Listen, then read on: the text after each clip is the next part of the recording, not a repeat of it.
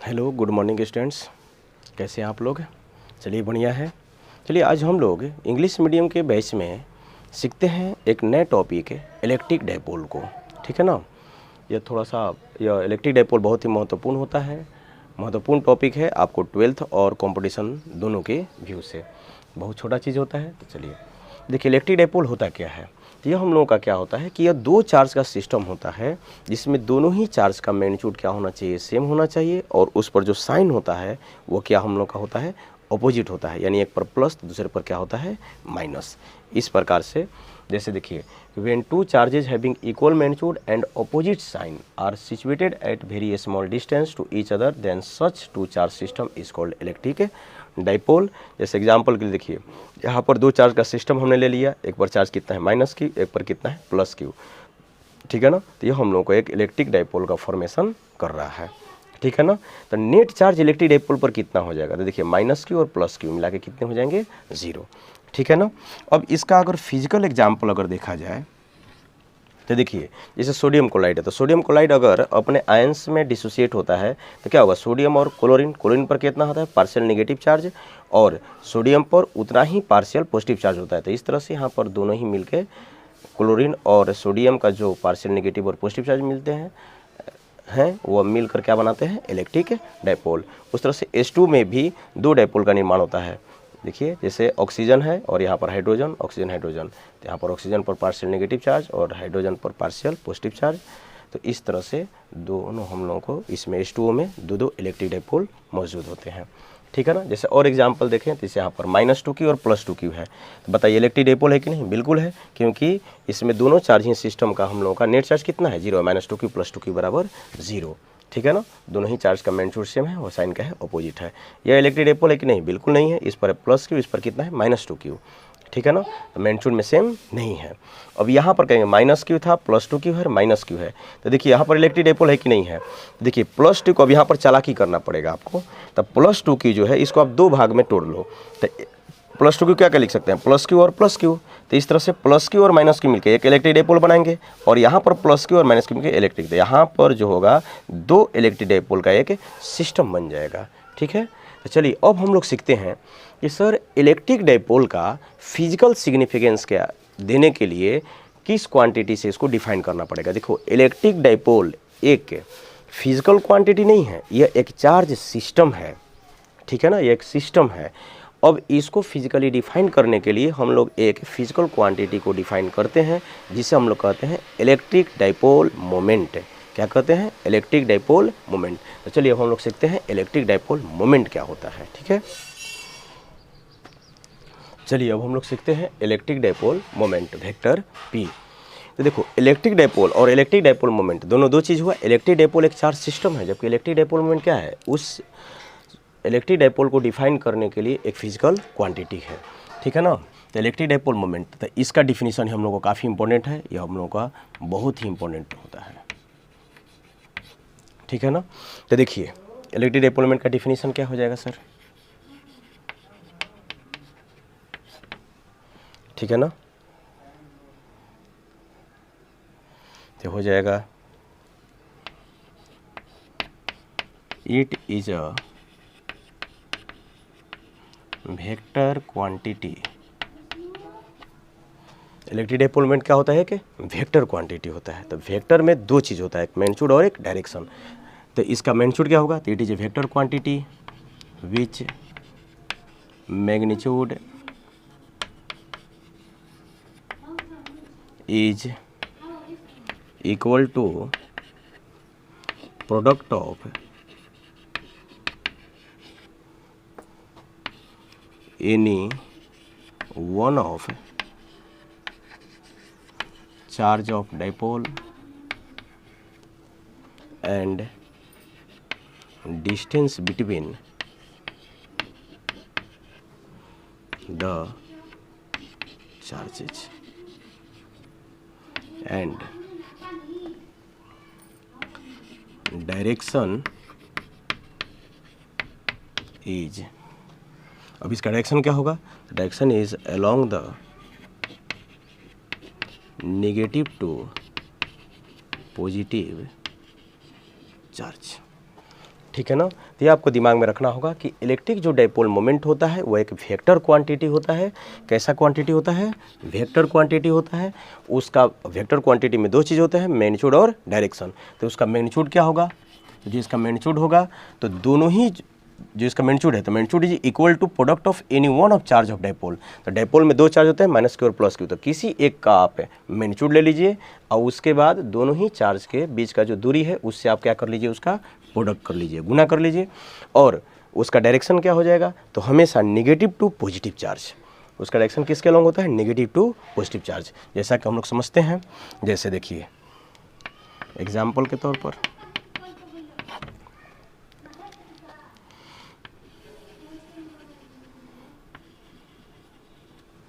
जैसे देखिए ये आपके पास एक माइनस क्यू चार्ज हो गया या क्या हो गया, आपको प्लस क्यू चार्ज हो गया।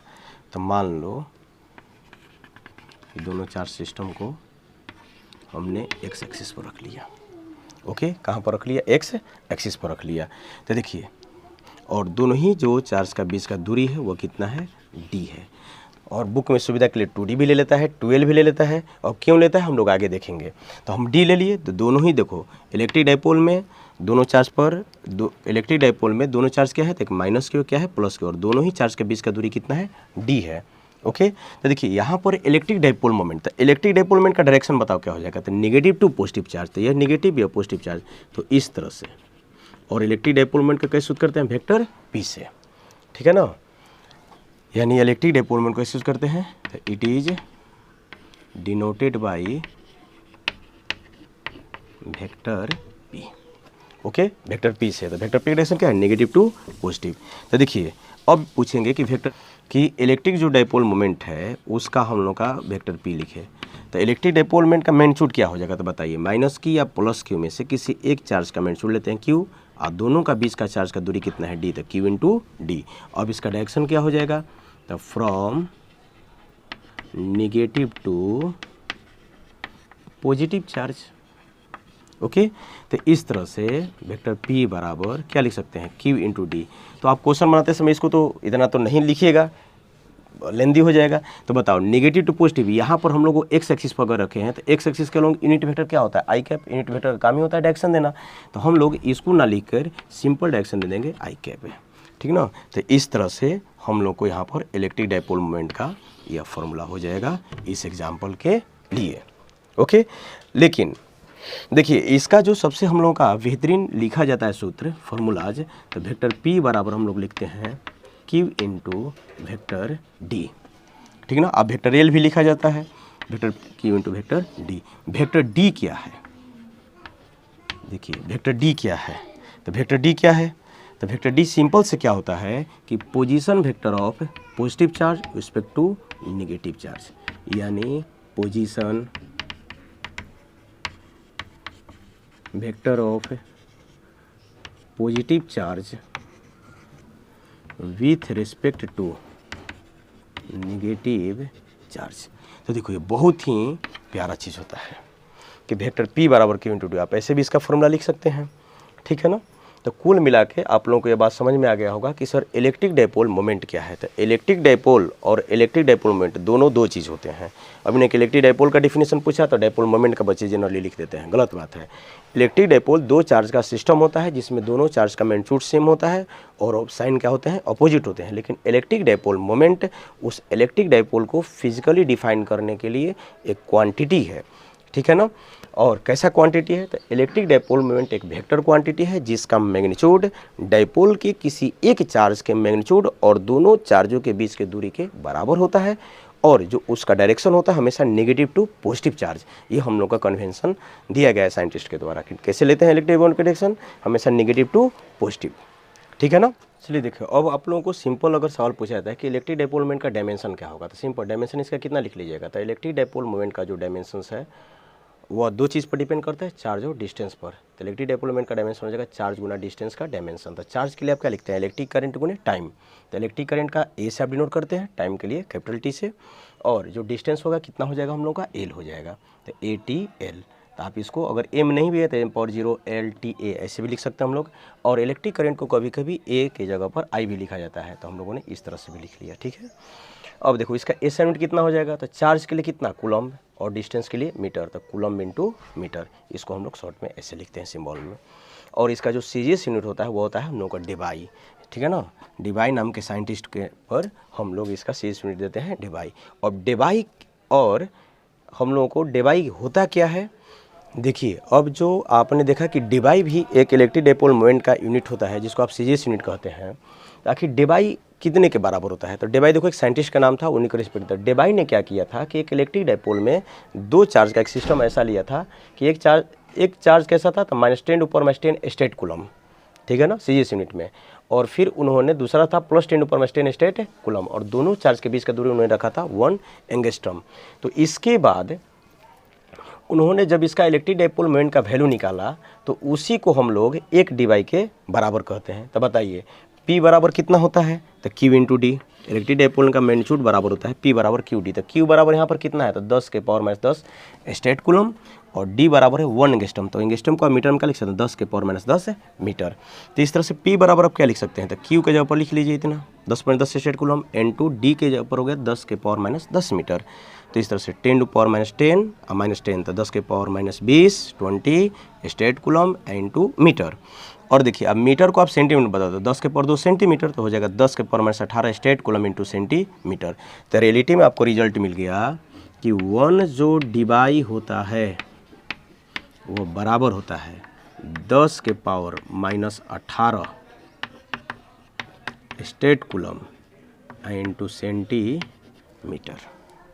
ओके, तो आप इसको दिमाग में रख भी सकते हैं।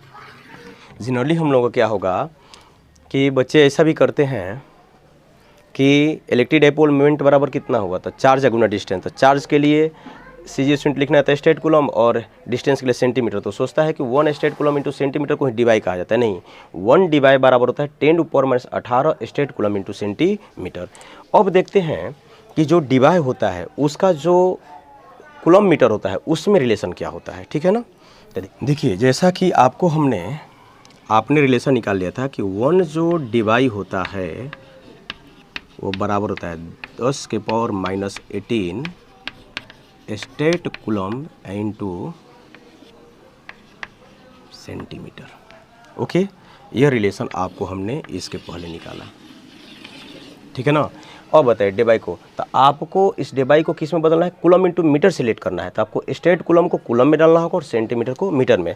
तो आप खूब बढ़िया से जानते हैं कि 1 कूलम बराबर आपको बताया गया था 3 × 10⁹ स्टेट कूलम, याद आ रही है। और यहाँ से आपको 1 स्टेट कूलम बराबर कितनी हो जाएगी बताइए, तो 1/3 × 10⁻⁹ कूलम। ओके, देखिए ये इसके नीचे आ जाएगा ना, 1 स्टेट कूलम कितना होता है, 1/3 × 10⁻⁹ कूलम। ये आपको हुआ स्टेट कूलम के जगह पर इतना रिप्लेसमेंट करना पड़ेगा। और 1 मीटर बराबर तो हम लोग जानते ही हैं 1 मीटर बराबर 10 के पावर 2 सेंटीमीटर। तो बताइए 1 सेंटीमीटर बराबर कितनी हो जाएगी, तो 10 के पावर -2 मीटर।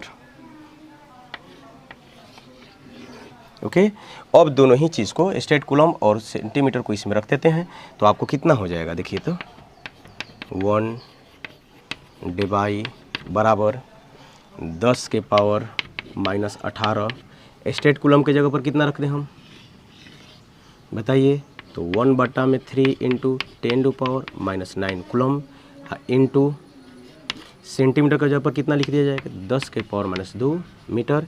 तो कुल मिला के आपको यहाँ से दिख रहा होगा कि 10 के पावर ये कितनी हो जाएगी, तो 1/3 × 18 2 20 9 29 10 के पावर -29 कूलम इंटू मीटर। तो देखिए 1 डिवाई बराबर होता है 1 डिवाई बार इतना लिखते हैं 1/3 × 10⁻⁻29 कूलम इंटू मीटर। इसी तरह से अगर हम लोग यहाँ पर इसको उल्टा कर लें कि 1 कूलम मीटर सेंटीमीटर नहीं, 1 कूलम मीटर कितने डिवाई के बराबर जाएगा, तो देखो इधर आ जाएगा, तो 3 × 10⁻29 डिवाई। ओके, तो इस तरह से आपका फॉर्मूला होता है कि 1 कूलम मीटर किसके बराबर होता है, तो 3 × 10 के पावर 29 डिवाई के, ठीक है। तो इस तरह से हम लोग दिमाग में रख सकते हैं। कि कौन किसके बराबर होता है। ठीक है, तो चलो अब इसको हम लोग समराइज कर लेते हैं।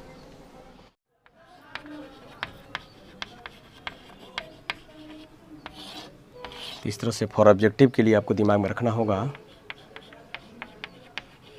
कि electric dipole moment vector P is a vector quantity. ठीक है ना, इसका डायमेंशन कितना हो जाएगा, आपको डायमेंशन से हो जाएगा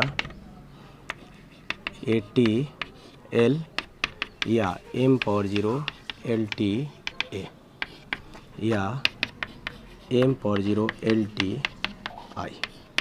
ओके, इसका जो हम लोग का SI यूनिट हो जाएगा वो हो जाएगा कूलम्ब इंटू मीटर या कूलम्ब मीटर।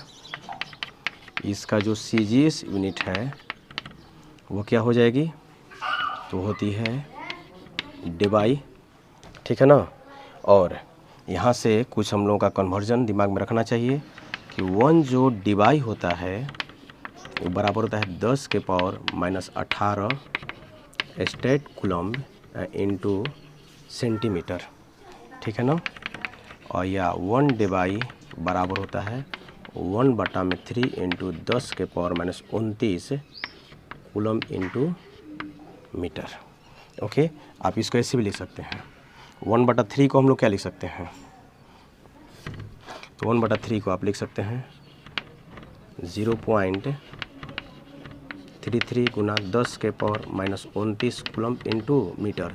तो इसको ऐसे भी लिखा जाएगा 3.3 इंटू 10⁻⁻30 कूलम्ब इंटू मीटर। ऐसा भी आप देखे होंगे कि 1 डिबाई ऐसे भी लिख सकते हैं, या 1 डिबाई, तो देखिए 1 जो कूलम्ब मीटर होता है, ठीक है ना, यानी 1 कूलम्ब मीटर बराबर हम लोग क्या लिख सकते हैं, तो आप यहाँ से देख लो, तो 3 इंटू 10⁻29 डिबाई। ठीक है ना, तो हमने अभी जो सीखा उसको आपको यहाँ पर समराइज कर दिया। और देखिए अब हम लोग देखते हैं कि सर इलेक्ट्रिक डाइपोल के लिए electric lines of force electric field lines का रिप्रेजेंटेशन कैसा होगा। ठीक है ना, तो देखिए यह हम आपको इलेक्ट्रिक फील्ड लाइन्स वाले वीडियो में ही बता चुके थे, लेकिन चलिए फिर यहाँ पर भी डिस्कस कर लेते हैं। तो देखिए एक इलेक्ट्रिक डाइपोल है, इस पर चार्ज कितना है प्लस की, उस पर कितना है माइनस की। तो आप लोग जानते हैं कि जो इलेक्ट्रिक फील्ड लाइन्स होते हैं पॉजिटिव चार्ज से क्या करते हैं, निकलते हैं और नेगेटिव चार्ज में प्रवेश करते हैं। ठीक है, ओके, लेकिन एक बात यहाँ पर यह भी दिमाग में रखना होगा कि no neutral point in electric dipole.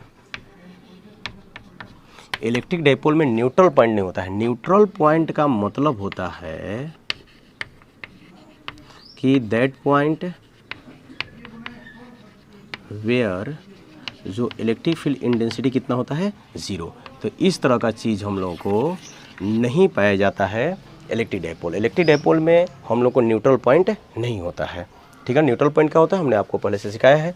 तो देखिए यहाँ से आप प्लस से निकला इलेक्ट्रिक लाइन्स, नेगेटिव में गया, फिर देखिए पॉजिटिव से निकला और आपको नेगेटिव में इस तरह से, फिर पॉजिटिव चार्ज से निकला और नेगेटिव चार्ज में एंटर कर गया, पॉजिटिव चार्ज से निकला और नेगेटिव चार्ज में एंटर कर गया, पॉजिटिव चार्ज से निकला और नेगेटिव चार्ज में एंटर कर गया। ठीक है ना, यार कि दोनों का मैग्नीट्यूड सेम है, इसीलिए जितना पॉजिटिव चार्ज से लाइन से निकलेगा उतना ही नेगेटिव चार्ज में प्रवेश भी करना चाहिए। ठीक है ना, और कुछ ऐसे भी ले लेते हैं, देखिए इसे प्लस लेकर इसे नेगेटिव में जाकर एंटर कर गया, पूरा उसको दिखाना जरूरी नहीं है। इस तरह से देखिए पॉजिटिव चार्ज या नेगेटिव चार्ज में आ गया, कुछ ऐसे भी दिखा लेते हैं, पॉजिटिव चार्ज से निकला और यहाँ पर जाकर नेगेटिव चार्ज में एंटर कर गया। ये हम लोग को परीक्षा में बड़ी इंपॉर्टेंट पॉइंट होता है कि इलेक्ट्रिक डाइपोल के लिए आप इलेक्ट्रिक फील्ड लाइन्स खींचो, तो इस तरह से हो जाएगा। तो इसमें सबसे खूबसूरत बात यही होता है कि इसमें किसी प्रकार का न्यूट्रल पॉइंट नहीं होते हैं। ओके, चलिए अब हम लोग देखते हैं कि इलेक्ट्रिक डाइपोल मोमेंट पर सर क्वेश्चंस कैसे बनते हैं। तो देखो, पहला मान लो कि आपको एक ऐसा चार्ज सिस्टम दिया, इलेक्ट्रॉन हो गया, यह क्या हमारे पास हो गया प्रोटॉन, और दोनों का बीच का जो दूरी है वो कितना है 1 एंगस्ट्रॉम है। तो आपसे कहा गया कि बताइए कि इनके बीच का जो डायपोल मोमेंट P है उस P का मान क्या है। तो बताइए P का मैग्नीट्यूड निकालना आपको है, तो P का मैग्नीट्यूड क्या हो जाएगा बताओ। तो P बराबर, तो बताइए दोनों का बीच का P बराबर Q इंटू डी। तो यहाँ पर चार्ज का मैग्नीट्यूड कितना हो जाएगा E इंटू कितना हो जाएगा D। तो P बराबर हो गया ED, और E का मान यहाँ पर कितने के बराबर है, तो E बराबर है 1.6 इंटू 10⁻⁻19 कूलम, और D बराबर कितना है 1 एंगस्ट्रॉम। तो 1 एंगस्ट्रॉम का मतलब कितना हो जाएगा, तो 10⁻10 मीटर। तो आप इसमें रख दो, तो P बराबर E के जगह पर कितना रख दे बताइए, तो 1.6 गुना 10⁻⁻19 कूलम इंटू D के जगह पर कितना हो जाएगा 10⁻10 मीटर। तो इस तरह से P का मैग्नीट्यूड हो जाएगा 1.6 गुना 10⁻29 कूलम इंटू मीटर। ओके, इस तरह से। चलिए क्या और एग्जांपल लेते हैं, बताइए कि इलेक्ट्रिक डायपोल मोमेंट बराबर सर क्या होगा। ठीक है, तो देखिए, तो यहाँ पर यह कैसा है नेगेटिव पॉजिटिव, तो इलेक्ट्रिक डायपोल मोमेंट का डायरेक्शन क्या हो जाएगा, ये हो जाएगा वेक्टर P का नेगेटिव टू पॉजिटिव। तो कभी भी याद रखना कि वेक्टर P बराबर क्या बताए थे, तो दोनों ही में से किसी एक चार्ज का मैग्नीट्यूड ले लो, तो कितना हो जाएगा 2Q। दोनों का बीच का दूरी कितना हो गया 2D। अब डायरेक्शन देखना है, तो डायरेक्शन नेगेटिव टू पॉजिटिव, तो एक्स एक्सिस के तरफ का हम लोग का इंट वेक्टर आई कैप, तो यहाँ पर आई कैप लगा दीजिए। तो कुल मिला के आपको वेक्टर P बराबर कितने हो जाएगी, तो 2 दूनी का 4QD इंटू आई कैप, आपका यह आंसर हो गया। चलो देखो, आपको एक तीसरा एग्जांपल लेते हैं कि वाई एक्सिस पर आपको 2 चार्ज रख दिया गया है, एक है +Q और एक क्या है -Q। +Q का कोऑर्डिनेट है 0, -D, और -Q कितना है 0, +D। तो अब इसका आप इलेक्ट्रिक डायपोल मोमेंट निकाल के हमको बताओ कितना होगा। ठीक है ना, खुद से बनाइए। ठीक है, ट्राई कीजिए वीडियो पॉज करके। तो देखते हैं द वेक्टर P बार क्या होगा। तो देखिए सिंपल सी बात है कि यहाँ पर वेक्टर P का डायरेक्शंस क्या हो जाएगा, तो नेगेटिव टू पॉजिटिव चार्ज, तो ये हो जाएगी वेक्टर P। यानी इसका डायरेक्शन पक्का है कि हम लोग का किधर है सर, तो नेगेटिव वाई एक्सिस के लॉन्ग है, यानी -J कैप। ठीक है, तो इसका अब इसका मैग्नीट्यूड सर कितना हो जाएगा, तो मैग्नीट्यूड निकालने के लिए आपको क्या करना पड़ेगा कि दोनों का बीच का दूरी, तो बताओ दोनों ही चार्ज का बीच का ये दूरी कितना हो जाएगा। तो देखो यह +D और -D है, तो दोनों का बीच का दूरी कितना हो जाएगा, तो कहीं ओरिजिन इधर होगा तो D और D, तो यह दूरी कितनी हो जाएगी 2D। ठीक है ना, D में से -D कट जाएगा तो कितना होगा 2D, तो बीच का दूरी कितना होगा 2D। तो इस तरह से वेक्टर P बराबर लिख सकते हैं किसी एक का मैग्नीट्यूड Q, दोनों का बीच का दूरी कितना 2D, और डायरेक्शन क्या हो जाएगा -J कैप। तो इस तरह से वेक्टर P बराबर हो जाएगा 2QD -J कैप। ये आपका आंसर हो गया। ठीक है ना, तो देखिए एक आइडिया तो यहाँ पर हम लोग ले लिए कि आराम से देख लिए कि इलेक्ट्रिक डायपोल मोमेंट का डायरेक्शन किधर होगा, और उसके बाद दोनों चार्ज के बीच का दूरी क्या है, डिस्टेंस क्या है, तो आराम से कर सकते हो। देखिए इसको हम लोग मेथड 2 से भी बना सकते हैं। तुम लोग को बताया था एक फॉर्मूला कि वेक्टर P बराबर क्या होगा, तो चार्ज -Q + में से किसी एक चार्ज का मैग्नीट्यूड इनटू पोजीशन वेक्टर किसका लेंगे, पॉजिटिव चार्ज का respect to negative charge, positive charge का नेगेटिव चार्ज के रिस्पेक्ट में पोजीशन वेक्टर। तो आप कैसे निकाल लीजिएगा बताइए, तो यह पॉजिटिव चार्ज, यह है पॉजिटिव चार्ज, यह नेगेटिव, तो नेगेटिव के रिस्पेक्ट में पॉजिटिव का पोजीशन वेक्टर इधर होगा, position vector of positive charge with respect to negative charge. तो बताइए तो कितना लिख सकते हैं, पॉजिटिव चार्ज का पोजीशन वेक्टर नेगेटिव के रिस्पेक्ट में। तो क्या करते हैं, पॉजिटिव चार्ज के कोऑर्डिनेट में से नेगेटिव वाला घटा देंगे, तो 0 में से 0 घट जाएगा, 0 - 0 आई कैप है, प्लस -D में से D घटेगा, तो -D और -D कितना हो जाएगा J कैप। तो इस तरह से ये तो 0 हो गया, तो कितना होगा -2D और J कैप। ठीक है ना, तो देखो इसे यहाँ पर रख लीजिए, तो वेक्टर P बराबर Q इंटू -2D और J कैप। तो कुल मिला के वेक्टर P बराबर क्या लिख सकते हैं, तो -2QD J कैप, ऐसा भी लिख सकते हैं, या आपको मन है तो ऐसे भी लिख सकते हैं 2QD मैग्नीट्यूड हो गया -J उसका क्या हो गया डायरेक्शन। देखिए सिमिलर आंसर हो गया। तो यह थोड़ा सा एडवांस हो गया, थोड़ा सा अलग तरह से हो गया सोच, जो हम लोग को आगे काम आएगा, और ये हम लोग को सिंपल सोच हो गया। ठीक है, देखिए बड़ा ही प्यारा क्वेश्चन है। अब आपको ऐसा दे दिया कि आपको अब 3 चार्ज का सिस्टम हुआ। एक -2 की ओरिजिन पर रखा गया है, एक्स एक्सिस पर है Q और वाई एक्सिस पर रखा गया है +Q का, जिसका कोऑर्डिनेट आपको दिया गया है। तो कहा कि इलेक्ट्रिक डायपोल मोमेंट क्या होगा। तब आपको यहाँ पर सीखना होगा कि सबसे पहले अगर 2 से अधिक चार्ज हैं तो आपको पहले इलेक्ट्रिक डायपोल का फॉर्मेशन करना होगा और उसके बाद इलेक्ट्रिक डायपोल पहचान के, इलेक्ट्रिक डायपोल पहले पहचान लो और उसके बाद इलेक्ट्रिक डायपोल का पहचान करके आपका प्रत्येक इलेक्ट्रिक डायपोल के लिए आप इलेक्ट्रिक डायपोल मोमेंट निकाल लो और उसके बाद इलेक्ट्रिक जो डायपोल है कैसा क्वांटिटी है, इलेक्ट्रिक डायपोल मोमेंट एक वेक्टर क्वांटिटी है। तो इसीलिए आपको अगर 2 डायपोल मोमेंट मिलेंगे तो दोनों का वेक्टर सम कर लेंगे नेट आपको निकालते समय। तो देख लीजिए जैसा कि अब यहाँ पर आप क्या कर सकते हैं बताइए। इस क्वेश्चंस में पहले आप इसको खुद से सोचो। इस क्वेश्चंस में क्या कर सकते हैं, तब -2Q है तो यहाँ पर इसको हम -Q यहाँ पर एज्यूम कर सकते हैं और एक क्या एज्यूम कर सकते हैं यहाँ पर -Q। तो देखिए यह -Q और +Q मिलके एक इलेक्ट्रिक डायपोल यहाँ से निर्माण करेगा, यह P1 और यह -Q +Q मिलके दूसरा इलेक्ट्रिक डायपोल का निर्माण करेंगे इस तरह से कुछ P2। तो अब बताइए P1 बराबर आप क्या लिख सकते हैं बताइए। P1 बराबर, तो P1 बराबर कितना हो जाएगा, तो किसी एक का मैग्नीट्यूड Q, दोनों का बीच का दूरी कितना हो जाएगा, D को मतलब D है, डायरेक्शन I कैप डाल देते हैं और एक्स की तरफ I कैप हो जाएगा। एकदम सिंपल आइडिया लो। फिर इसके बाद P2 बराबर आप क्या लिख सकते हैं बताइए। तो P2 बराबर यहाँ पर भी किसी एक का मैग्नीट्यूड ले लो Q, -Q और +Q, -2Q भूल जाएंगे या तो -Q में तोड़ दिए थे ना, -Q मिलकर -2Q हो गया था Q। यहाँ का भी बीच का दूरी कितना हो जाएगा, तो D है, ठीक है ना। तो डायरेक्शन क्या हो जाएगा इसका, J कैप, क्योंकि वाई एक्सिस की तरफ J। ओके, तो इस तरह से होगा। तो नेट यहाँ पर P बराबर कितनी हो जाएगी, तो नेट P बराबर हो जाएगा P1 plus P2। Net P बराबर को क्या हो जाएगा, P1 plus P2। Net P और P1 प्लस P2। तो इस तरह से P बराबर, P1 बराबर कितना लिख दें, तो QD I कैप, P2 बराबर क्या लिख दें, QD J कैप। तो इस तरह से वेक्टर P बराबर हो जाएगा QD into I plus J। तो ये आपको वेक्टर फॉर्म में हो गया कि नेट वेक्टर P आपका क्या है। ओके, अब इसमें आप इसका मैग्नीट्यूड भी निकाल सकते हैं। तो इसका मैग्नीट्यूड कितना हो जाएगा, P बराबर Q into D I plus J। तो I का 1 का स्क्वायर प्लस 1 का स्क्वायर का अंडर रूट, तो कितने हो जाएगी, √2Q इंटू D। अब इसका डायरेक्शन किधर हो जाएगा, तो आप इसका डायरेक्शंस भी निकाल सकते हैं। डायरेक्शन कितना हो जाएगा बताइए, तो I प्लस J है। तो अगर मान लेते हैं कुछ tan थीटा कि जो हमारा वेक्टर P है उधर एक्स एक्सिस कितना एंगल पर है, थीटा पर, तो tan थीटा बराबर कितनी हो जाएगी, तो बताइए। ये भी इसका मैग्नीट्यूड कितना है, QD, तो कितना हो जाएगा 1/1 बराबर 1, यानी tan 45 डिग्री। थीटा बराबर हो जाएगा 45 डिग्री विथ एक्स एक्सिस। देखिए अब आपको एक ऐसा क्वेश्चन दिया कि आपको एक इक्विलेटरल ट्रायंगल दे दिया। इक्विलेटरल ट्रायंगल के तीनों वर्सेस पर, एक पर चार्ज +Q दिया, दूसरा पर +Q और तीसरा पर कितना दे दिया, एक -2Q।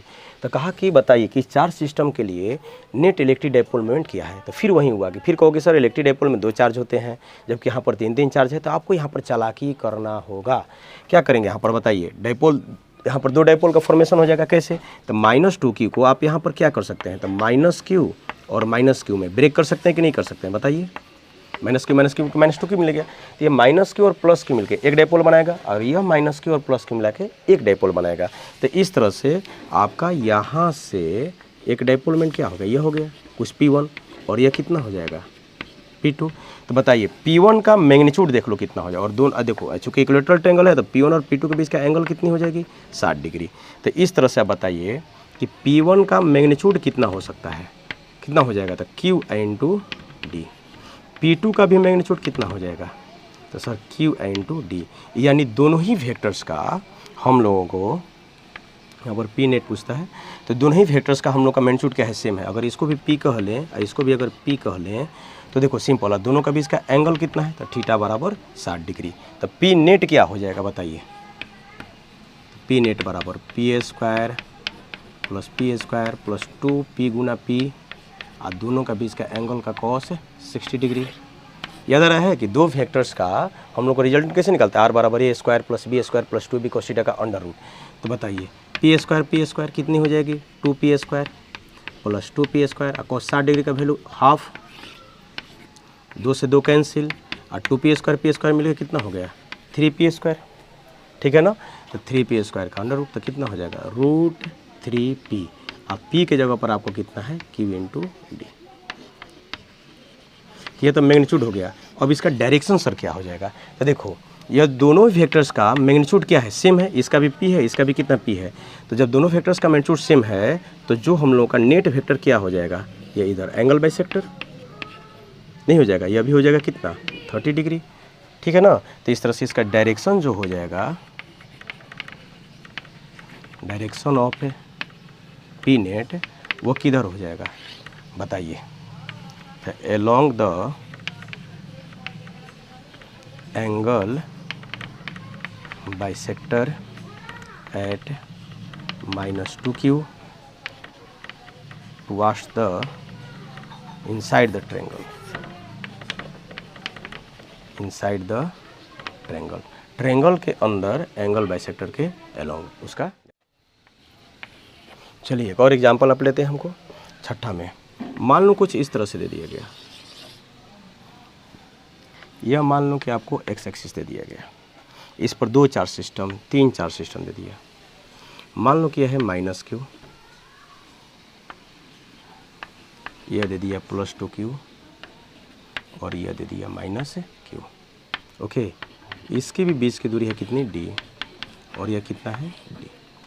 तो बताओ इस सिस्टम के लिए p नेट आपको क्या है, बना दोगे कि नहीं बना दोगे। काफ़ी सारा आसान क्वेश्चन है, बन जाएगा। चलिए बनाइए, चलिए देखते हैं हम कैसे बनेगा। तो देखो क्या करोगे आप बताओ, तो +2q को 2 में तोड़ देंगे तो एक यहाँ पर क्या हो जाएगा +q, एक इसके लिए भी कितना हो जाएगा +q। तो देखो -q +q है तो एक हो जाएगा वेक्टर यह p1, इसके लिए भी कितना हो जाएगा -q +q, तो एक वेक्टर हो जाएगा हमारा p2। तो देखिए जो p1 और p2 है तो p1 बराबर क्या लिख सकते हैं बताइए, तो q इंटू डी। p1 का डायरेक्शन क्या हो जाएगा i कैप, ठीक है ना। p2 q इंटू डी, इसका डायरेक्शन क्या हो जाएगा, देखो निगेटिव एक्स एक्सिस है -i कैप। तो इस तरह से p जो नेट है वो क्या हो जाता है सर p1 प्लस p2 बराबर कितनी हो जाएगी, तो q d i cap plus q d -i cap, तो कुल मिला कितना हो जाएगा 0। ओके, तो इस तरह से कर सकते हैं।